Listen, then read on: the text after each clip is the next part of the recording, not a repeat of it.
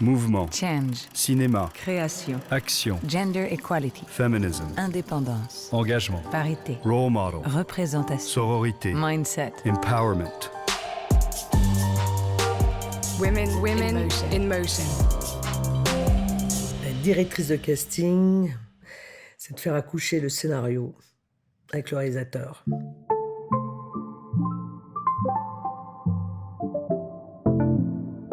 Elles sont productrices, agents, directrices de casting, dirigeantes d'une grande société de production ou encore critiques de cinéma. Elles contribuent chaque jour, à leur manière, à cette grande aventure collective qu'est le 7e art. À l'occasion de cette deuxième série de podcasts, nous vous entraînons à la découverte de 5 de ces femmes. Leur parcours, leur profession bien sûr, mais aussi leur personnalité et leur façon d'envisager et de regarder le cinéma aujourd'hui. C'est tout l'enjeu de Women in Motion, programme lancé en 2015 par Kering et qui vise à mettre en lumière les femmes du 7e art devant et derrière la caméra.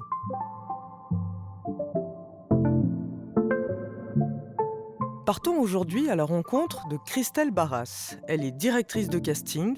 Dans la chaîne du cinéma, son travail commence très tôt, juste après l'écriture du scénario. C'est elle qui va aider le réalisateur ou la réalisatrice à trouver les visages qui ne sont encore que des idées sur le papier et à rendre son film réel. Elle fait ce métier depuis une vingtaine d'années. Elle a travaillé avec Jacques Doyon, Jacques Audiard, Léos Carax, Céline Sciamma ou encore Louis Garrel.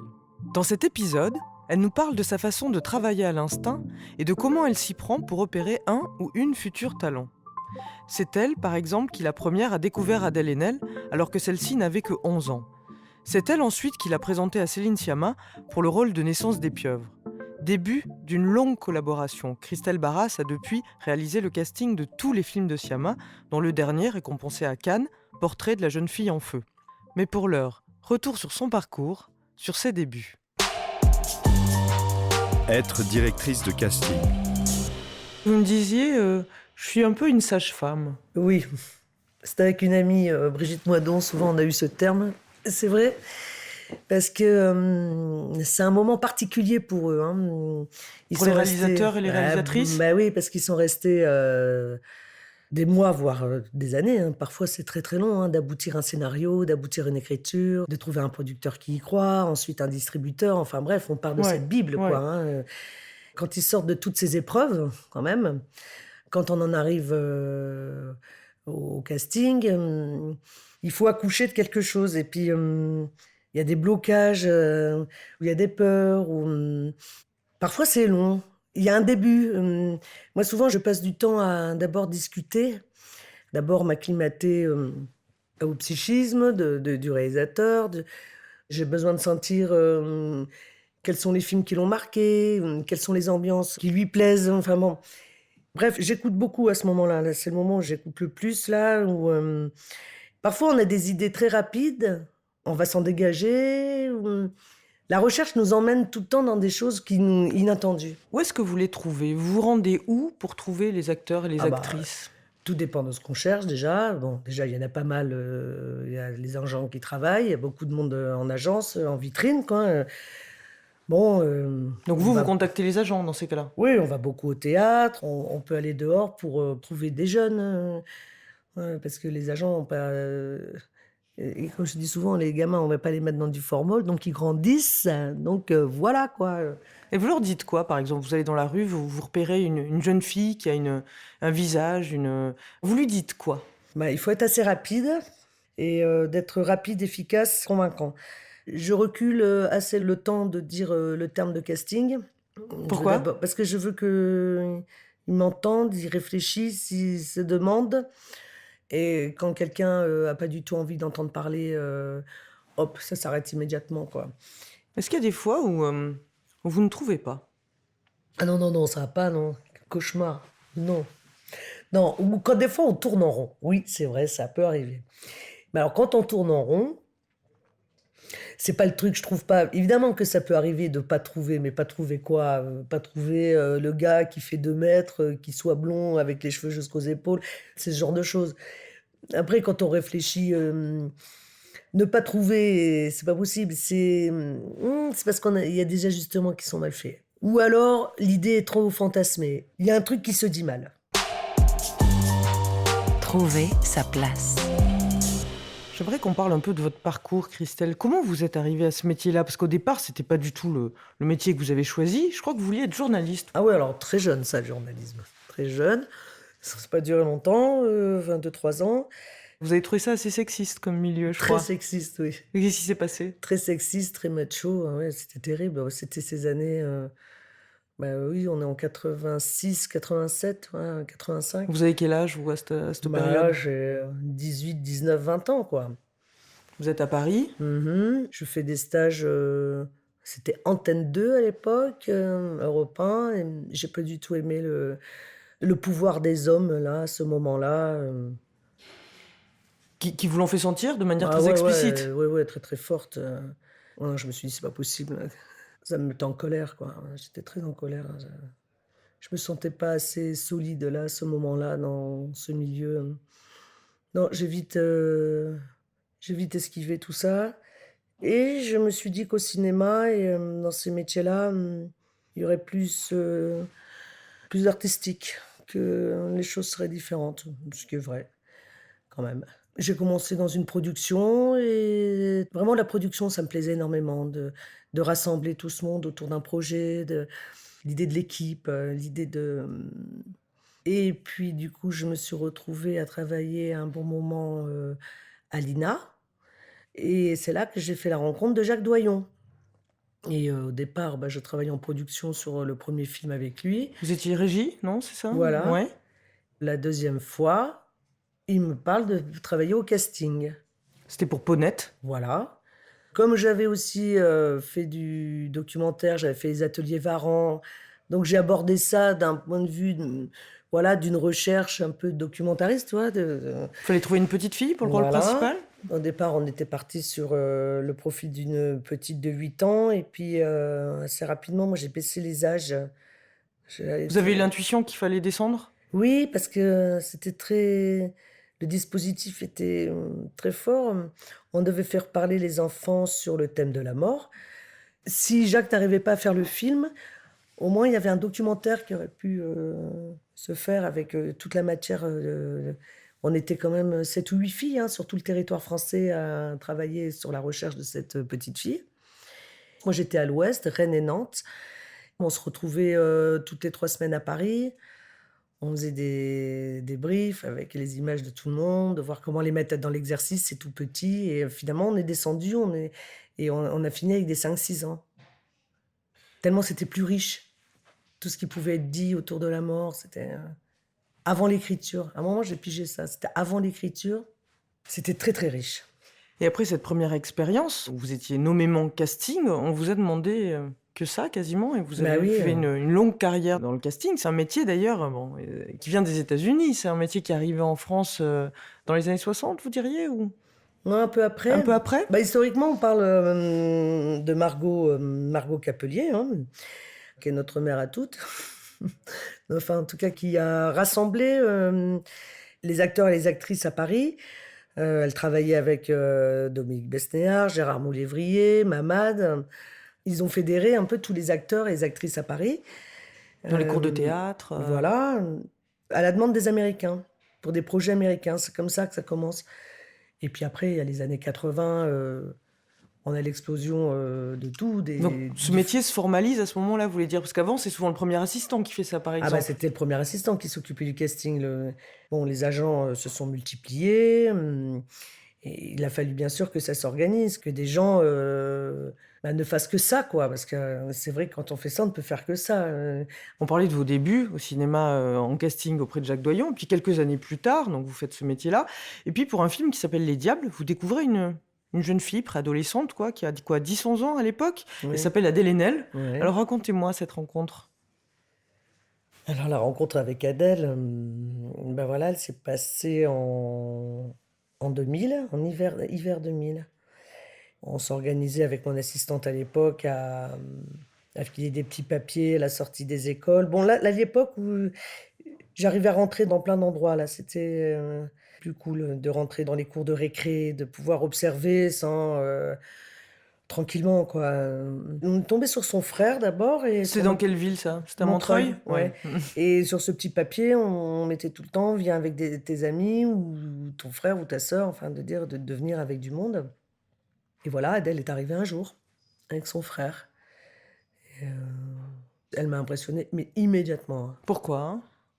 Bah, elle a pas beaucoup changé, quoi. C'est-à-dire, évidemment, elle était très volontaire, hein, très claire dans ce qu'elle disait, droite dans ses bottes. Elle avait des avis très tranchés sur, la société dans laquelle nous sommes, sur l'état du monde, franchement, hein, moi j'étais emballée, j'étais excitée à mort quand je l'ai rencontrée. Je me suis dit: «C'est dingue, c'est le regard qu'elle avait», Il y a des visages comme ça qui vous marquent immédiatement? oui, pas que le visage, c'est-à-dire qu'après c'est pour ça quand on se pose dans un endroit, on s'écoute, On qu'on discute? écoute, Ouais. voilà. Personnalité alors? Bien sûr, Ouais. ouais, tout un parce que pendant que je suis en train de discuter, moi, je projette énormément de choses à ce moment-là. J'ai réfléchi à mon truc et là, je suis en train de me dire: «Tiens, ça, c'est pas mal, tiens, c'est bien, ah, c'est une idée». Quelquefois, la personne est plus forte que encore ce qu'on cherche, la personnalité que j'ai en face de moi et ça c'est là que je dis ça potentialise, là. Ça sert l'histoire, ça sert le personnage, c'est Au-delà de même de ce mais qu'on pouvait oui! espérer? Ouais. Bien sûr, bien sûr.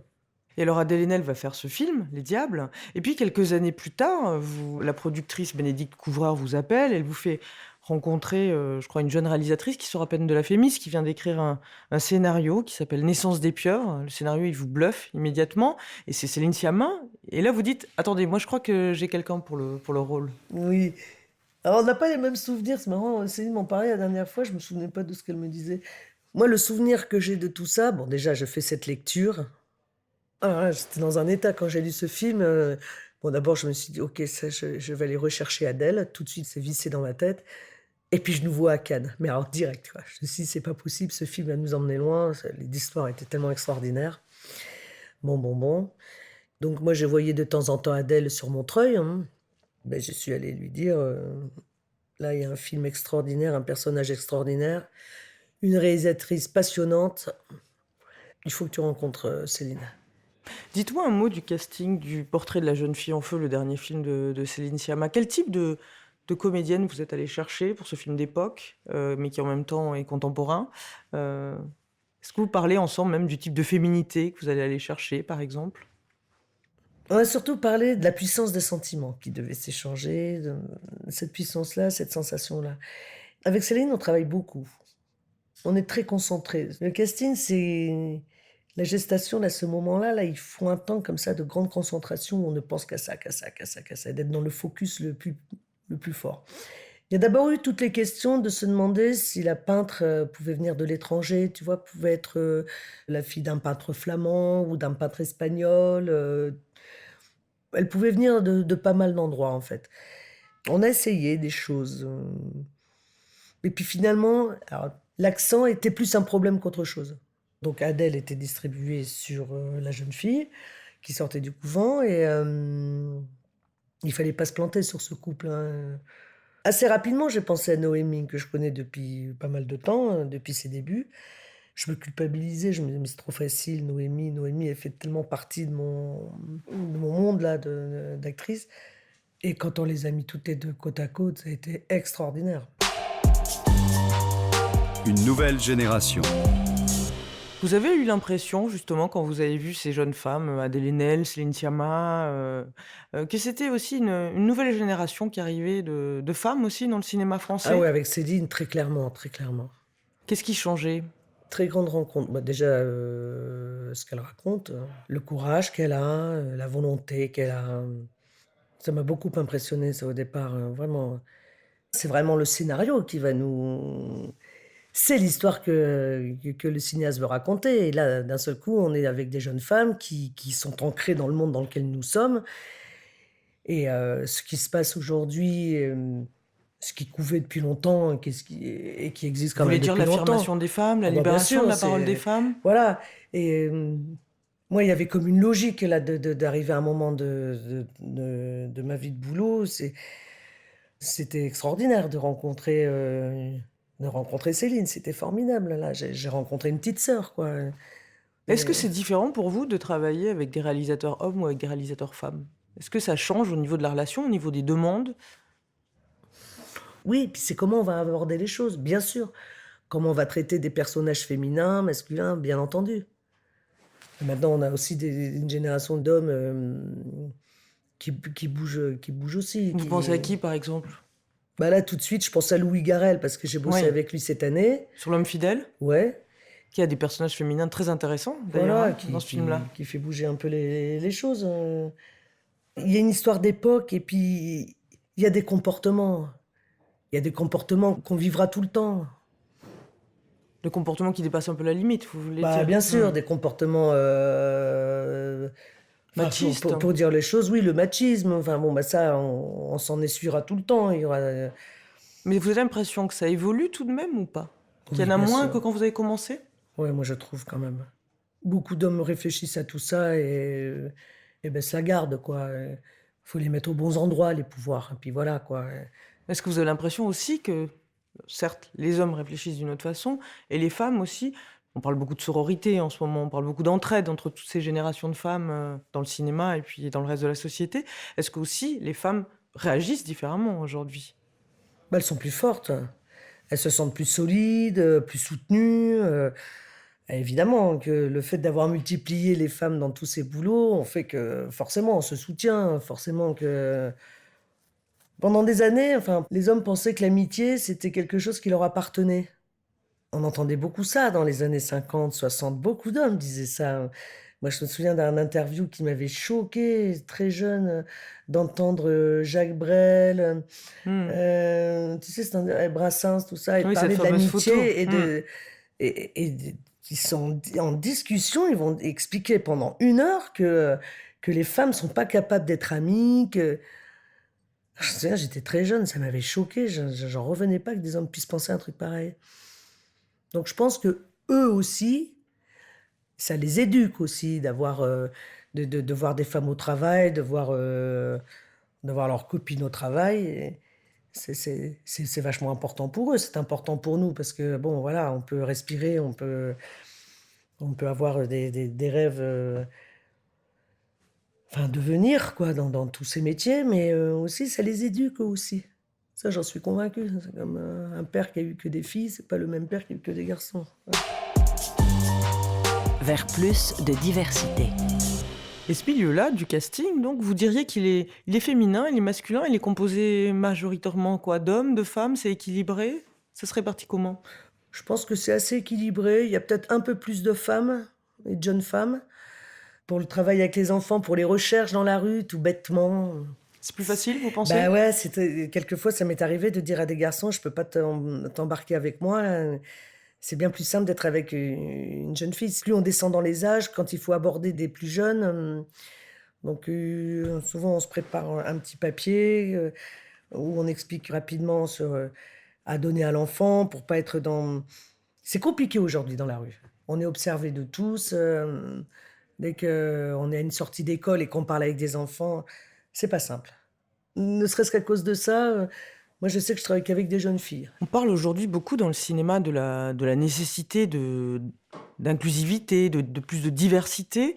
Est-ce qu'au niveau du casting, justement, c'est quelque chose que vous observez? Ça fait plus de 20 ans que vous faites ce métier. Est-ce que les visages, ils changent? Est-ce qu'il y a plus de travail pour elles aujourd'hui?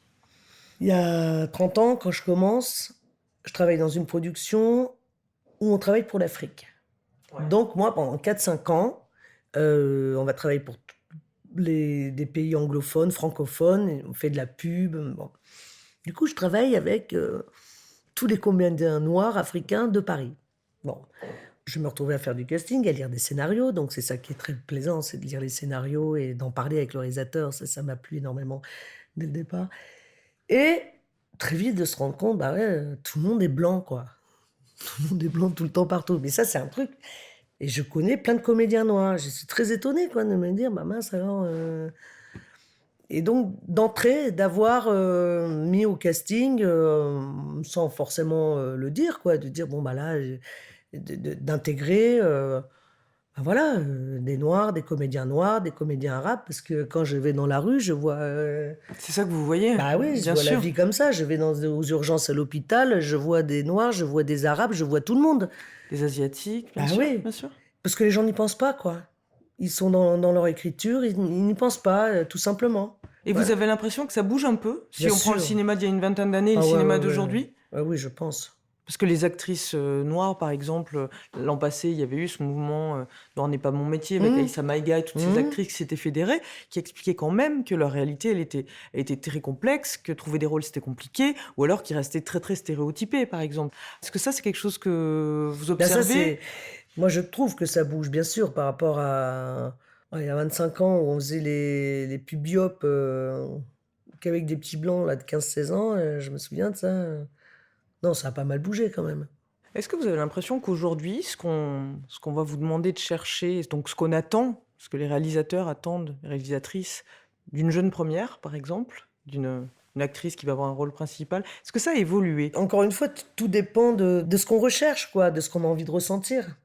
Maintenant, j'arrive pas trop à sentir les choses comme ça, là, à me dire, si les choses sont plus normées ou moins normées. Comme moi, ça l'est pas du tout. Moi, il faut que ce soit, Ouvert. ah oui, il y a pas de limite.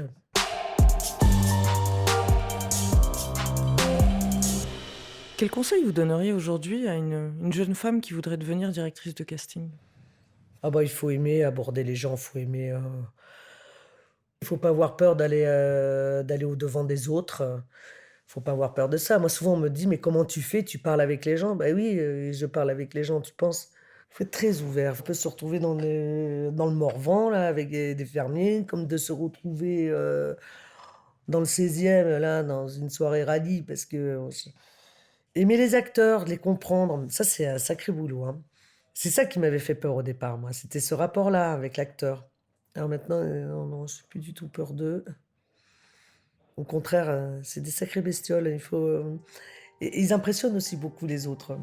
Parfois, les réalisateurs sont très impressionnés d'aller au contact et d'aller expliquer, alors qu'au contraire, ils sont très demandeurs de tout ça. Il faut les laisser libres aussi, de proposer, de faire, pour que ça existe, pour que ça se vive, pour que les sensations apparaissent. Moi, je trouve que c'est le mot le plus important au cinéma, c'est les sensations.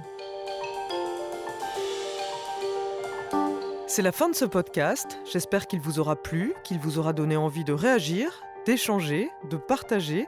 N'hésitez pas à nous suivre et à nous écrire sur les réseaux sociaux de Kering sous le hashtag Women in Motion. Dans le prochain épisode, on s'intéressera au parcours et à la vision d'Elisabeth Tanner. Elle est agent de comédien et a inspiré le rôle d'Andrea Martel dans la série 10%. Women in motion.